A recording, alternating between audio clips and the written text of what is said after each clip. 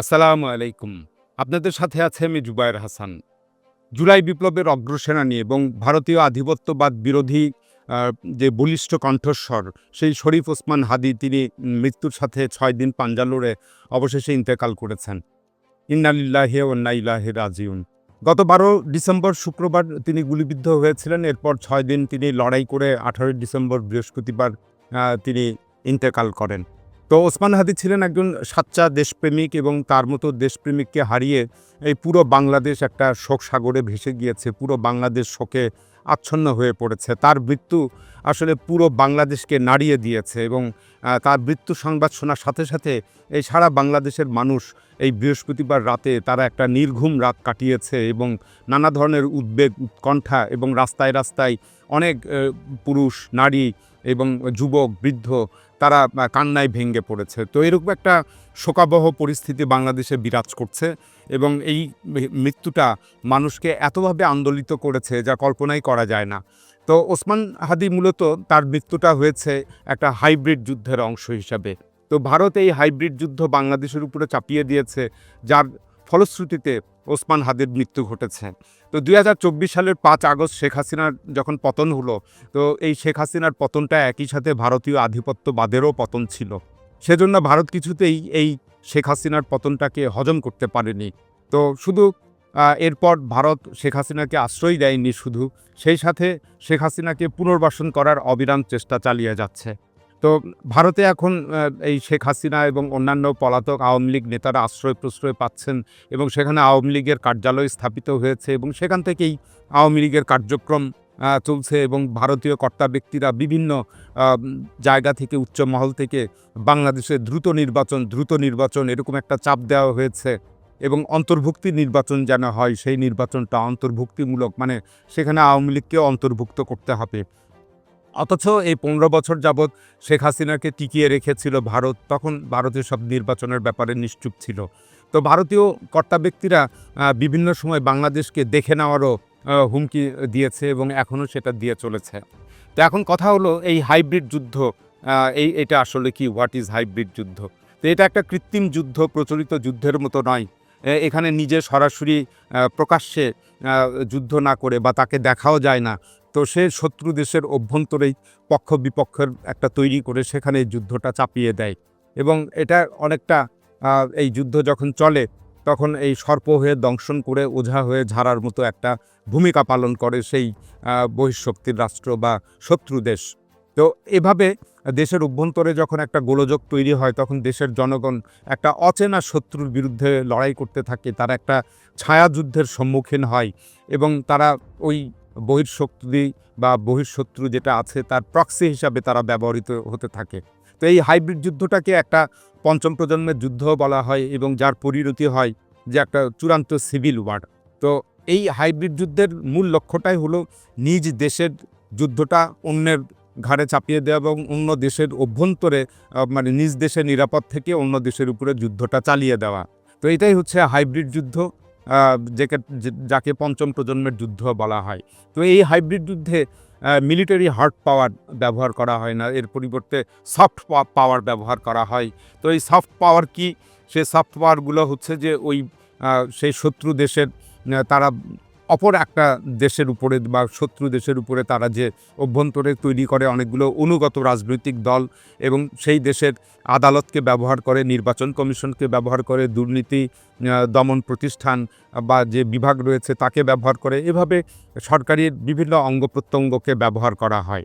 আবার আর্থিক প্রতিষ্ঠান যেগুলো রয়েছে সেগুলোকেও ব্যবহার করা হয়, মিডিয়াকে ব্যবহার করা হয়, বিভিন্ন থিঙ্ক ট্যাঙ্ক বা চিন্তন প্রতিষ্ঠান যেগুলোকে বলা হয়, বুদ্ধিজীবীকে ব্যবহার করা হয়, দেন সাংবাদিকদেরকেও ব্যবহার করা হয় এবং বিভিন্ন ইকোনমিক ফোরাম, ডেভেলপমেন্ট ফোরাম এরকম নানা জাতীয় ফোরাম ব্যবহার করে সেখান থেকে একটা ন্যারেটিভ তৈরি করা হয় যার ভিত্তিতে এই লড়াইটা চলতে থাকে এবং রাষ্ট্রীয় গুরুত্বপূর্ণ ব্যক্তিদেরকেও তাদেরকেও এই যুদ্ধে নিয়োজিত করা হয়। রাষ্ট্রের গুরুত্বপূর্ণ ব্যক্তি বলতে সেখানে ধর্মীয় নেতা থাকেন, কিংবা ক্রীড়া ব্যক্তিত্ব থাকেন, সাংস্কৃতিক ব্যক্তিত্ব থাকেন বা সিনেবিজ তারকারা থাকেন।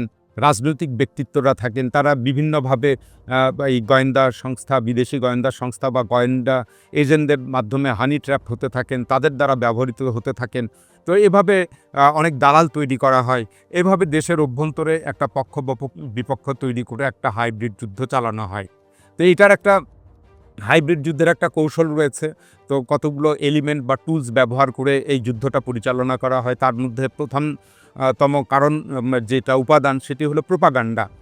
প্রচুর প্রোপাগান্ডা ছড়ানো হয়, মিসইনফরমেশন, ডিসইনফরমেশন চালানো হয়, গুজব ছড়ানো হয়। তো এটা অন্যতম একটা হাতিয়ার। আরেকটি বড় এই হাইব্রিড যুদ্ধের হাতিয়ার হলো ফলস ফ্ল্যাগ অপারেশন। মানে একটা কাজ করা হবে, সেই কাজটার দায়ভারটা অন্যর উপরে চাপানো হবে।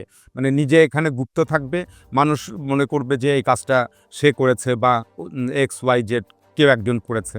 ফলস ফ্ল্যাগ অপারেশন মানে নিজে কাজটা করে অন্যের ঘাড়ে দোষ চাপানো। তো এই ফলস ফ্ল্যাগ অপারেশনের মধ্যে অন্যতম একটা দুটো জিনিস ব্যবহার করা হয়, গুম করা হয় বা গুপ্ত হত্যা করা হয় বা কোনো নাশকতামূলক কার্যক্রম করা হয়।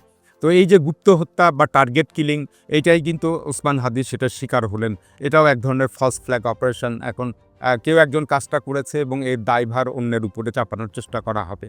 এই হাইব্রিড যুদ্ধের আরও একটা অংশ রয়েছে সাইকোলজিক্যাল ফেয়ার বা মনস্তাত্ত্বিক যুদ্ধ। এখানে বিভিন্ন ন্যারেটিভ, বিভিন্ন বয়ান হাজির করানো হয় এবং পক্ষ বিপক্ষের মধ্যে একটা মনস্তাত্ত্বিক লড়াই চলে এবং এই সাইকোলজিক্যাল ওয়ারে যারা উইন করে তারাই কিন্তু চূড়ান্ত বিচারে জয়ী হয়। সুতরাং এই মনস্তাত্ত্বিক যুদ্ধটা হাইব্রিড ওয়ারের একটা বড় অংশ। আরও একটা জিনিস করা হয়, সেটা হচ্ছে আইডিওলজিক্যাল ওয়ার বা কোনো মূলক যুদ্ধ বা কোনো ধ্যান ধারণামূলক যুদ্ধ। তো এই চেতনা ছড়িয়ে দেওয়া হয় বিভিন্নভাবে, ইতিহাস, ঐতিহ্য এগুলোকে ব্যবহার করা হয়। যে আগে বিভিন্ন শৌর্য, বীরদের কাহিনী বর্ণনা করা হয় বা বিভিন্ন ধরনের চেতনার কথা বলা হয় এবং আইডিওলজিক্যাল ওয়ারটা শুরু হয়ে যায়। তো ধর্মীয় চেতনাকেও ব্যবহার করা হয়, যেখান থেকে রিলিজিয়াস ক্ল্যাশ হয় বা কোনো ধরনের সাম্প্রদায়িক দাঙ্গা হাঙ্গামা হয়ে থাকে।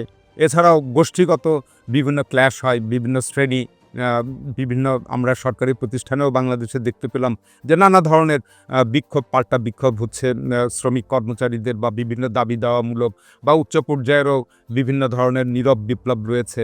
তো এই ক্ল্যাশগুলো করা হয়।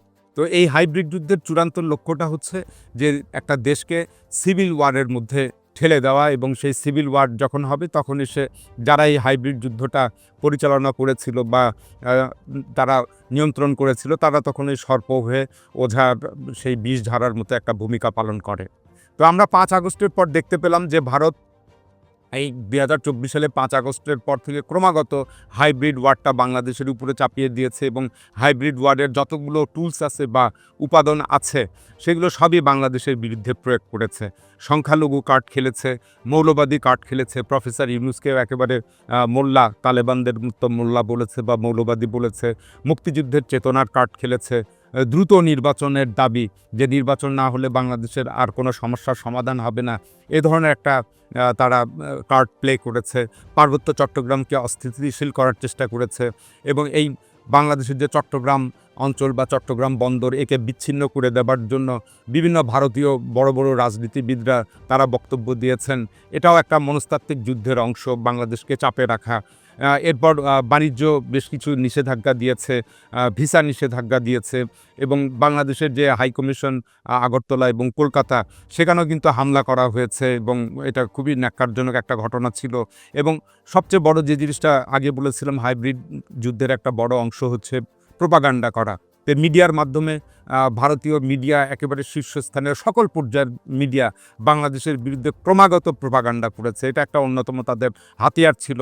এছাড়া সীমান্ত হত্যা আগেও করেছে এবং হাসিনার পতনের পর এই মাত্রাটা কমেনি, বরঞ্চ এটাকেও তারা সীমান্ত হত্যাকে ব্যবহার করেছে। এবং সর্বশেষ যেটা দাঁড়ালো সেটা হচ্ছে এই ভারতীয় ষড়যন্ত্রে হাদিকে হত্যা করা হলো একটা টার্গেট কিলিংয়ের মাধ্যমে। তো হাদির হত্যাকারীরা ভারতের পালিয়ে গিয়েছে এরকম একটি ধারণা রয়েছে এবং এই ধারণাই জোরদার। বিভিন্ন ধরনের এ পর্যন্ত যতগুলো তথ্য উপাত্ত এসেছে তাতে মনে হচ্ছে যে এই হাদির হত্যাকারীরা ভারতে পালিয়ে গিয়েছে।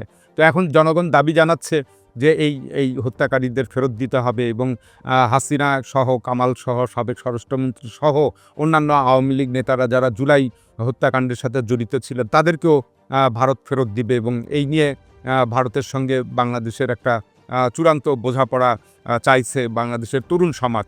তো ভারত যেটা দৃশ্যত মনে হচ্ছে ভারত এটাকে আমলে নিবে না এবং ভারত এদের কাউকেই বাংলাদেশে ফেরত দেবে না, বরঞ্চ ভারত হাইব্রিড যুদ্ধটা চালিয়ে যাওয়ার জন্য বেশি আগ্রহী এবং এটাই যদি হয় তাহলে বাংলাদেশ ভারত সম্পর্ক অবশিষ্ট যেটা রয়েছে সেটা একেবারে ভেঙে চুরে চুরমার হয়ে যাবে। এমনিতেই সাম্প্রতিককালে ভারতের বিরুদ্ধে অভিযোগ একটা প্রায় প্রমাণিত একটা অভিযোগ এসেছে যে তারা বাংলাদেশে 2009 সালের যে বিডিআর হত্যাকাণ্ড হয়েছিল, তো সেই নিয়ে যে একটা স্বাধীন তদন্ত কমিশন হয়েছিল তারা ভারতের সংশ্লিষ্টতার একটা এই তাদের রিপোর্টে উল্লেখ করেছে। এর পূর্বে গুম কমিশন তারাও এই ভারতীয় সংশ্লিষ্টতার একটা উদাহরণ দিয়েছে। হাসিনার 15 বছরের শাসনামলে যত গুম খুম হয়েছিল তার একটা অংশ ভারতের দায়ভারের মধ্যে পড়ে। তো এটাই হচ্ছে মূল সমস্যার এখন কেন্দ্রবিন্দু, যেটা সমাধান করতে পারে একমাত্র ভারতই। তো ভারত এটাতে সায় দিবে না, একটু আগেও বললাম। তো ভারত হাইব্রিড যুদ্ধটা চালিয়ে যাবে। তো সেক্ষেত্রে বাংলাদেশের জন্য যেটা করণীয় এই হাইব্রিড যুদ্ধ মোকাবেলা করার জন্য সেটা হচ্ছে বাংলাদেশের প্রত্যেকটা নাগরিক যদি কিবোর্ড যোদ্ধা অর্থাৎ কম্পিউটারের কিবোর্ড যোদ্ধা হয়ে সোশ্যাল মিডিয়ায় যদি তারা ফাইট করতে থাকে, সত্য ঘটনাগুলো উদ্ঘাটন করতে থাকে, তাহলে এই হাইব্রিড যুদ্ধে বাংলাদেশ জয়ী হতে পারবে এবং ভারত পরাজিত হবে। এখন এ পর্যন্তই। আল্লাহ হাফেজ।